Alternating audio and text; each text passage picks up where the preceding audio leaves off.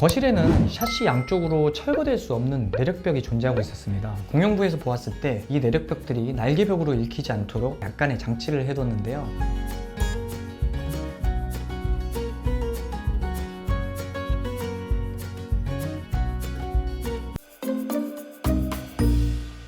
안녕하세요 구독자 여러분, 알랩서울의 주시장입니다. 오늘 보여드릴 프로젝트는 서울 은평구 녹번동에 위치한 올해로 지어진 지 22년 정도 된 연식이 조금 있는 아파트입니다. 신혼부부가 저희 고객이셨는데요. 너무 사랑스러운 강아지 한 마리가 있다고 합니다. 두 분 다 예술계통에 종사하시는 아티스트 분들이신데요. 재택근무가 조금 잦은 직업이다 보니까 집에 머무르는 시간이 많다고 하셨습니다. 저희가 이 공간의 포인트를 짚어봤는데요. 공용부 이야기입니다. 기존의 집이 가진 특성상 주방이 거실보다 조금 협소해서 주방의 역할을 잘 하지 못하는 그런 환경이었는데요. 집에 머무르는 시간이 길다 보니까 거실에서는 TV를 보면서 휴식을 하는 일반적인 그런 공간보다는 개방적인 공간에서 작업도 하시면서 식사도 가능한 다이닝 공간을 원하셨습니다. 여러 가지 솔루션이 적용된 이 집이 어떻게 변화가 됐을지 가보시죠.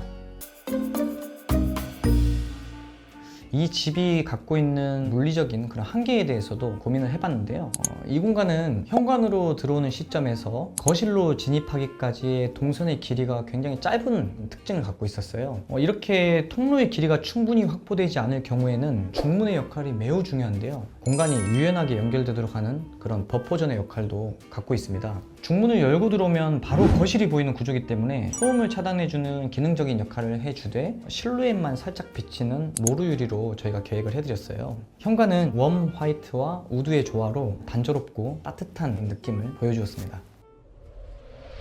여기는 기존의 거실이었던 자리입니다. 앞서 고민을 나눴던 주방이 거실에 비해서 협소해서 기존에 사용하시는 가전을 설치하시기에는 부족한 그런 공간이었는데요. 남편분께서 요리하는 걸 좋아하신다고 하셔서 조리 공간이 충분한 대면형 아일랜드를 만들어 드렸고요. 뿐만 아니라 두 부부의 특성상 작업 공간으로서의 테이블 역할도 겸할 수 있도록 요청을 해주셨습니다. 부부가 함께 책을 읽거나 취미 활동을 여기서 하시기도 원하셨어서 기존 공간이 갖고 있는 물리적 한계를 극복하고자 거실과 주방을 치환하는 아이디어를 제안을 해드렸습니다. 현관으로 들어와서 보이는 주방의 좌측에는 인덕션이 있는 본 주방, 전면에는 조리 공간이 충분한 아일랜드와 8인용 다이닝 테이블을 놓아드렸어요. 여기서 한 가지 특징이 있는데요. 거실에는 샤시 양쪽으로 철거될 수 없는 내력벽이 존재하고 있었습니다. 공용부에서 보았을 때 이 내력벽들이 날개벽으로 읽히지 않도록 약간의 장치를 해뒀는데요. 우측 날개벽은 우드와 닮은 텍스처를 적용을 해서 내추럴한 재료에 육중한 기둥이 집을 받치고 있는 모습처럼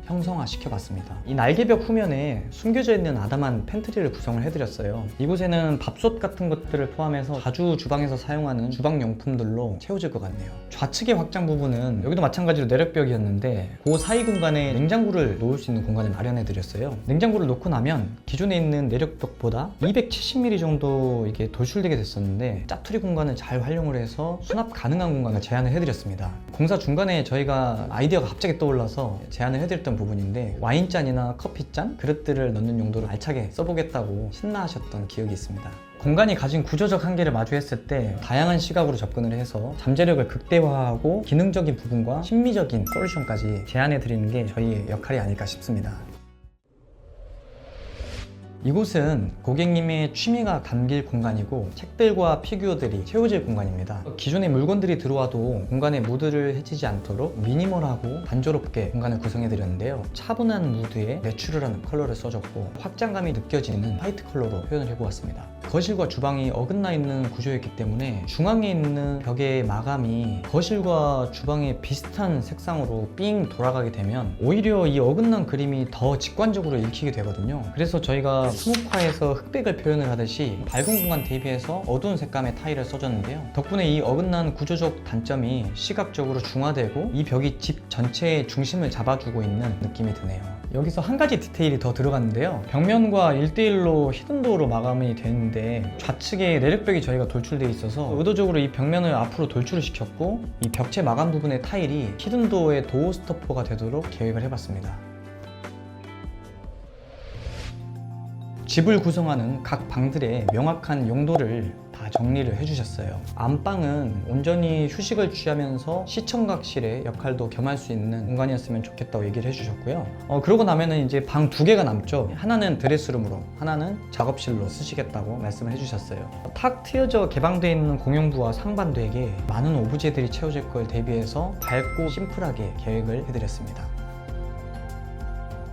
욕실은 도어와 타일의 톤앤 모드를 잘 매칭을 해서 차분하고 따뜻한 느낌이 들게 계획을 해봤는데요. 전면부에는 거울 수납장을 넣어서 공간감이 극대화되도록 계획을 해봤고, 샤워 공간에는 간접 조명도 설치를 해드려서 공간에 작은 재미를 더했습니다.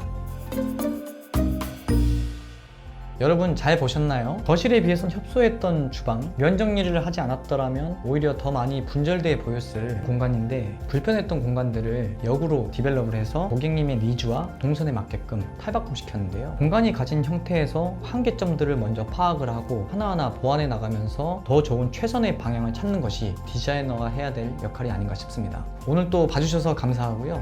다음에 더 좋은 영상으로 찾아뵙겠습니다. 감사합니다.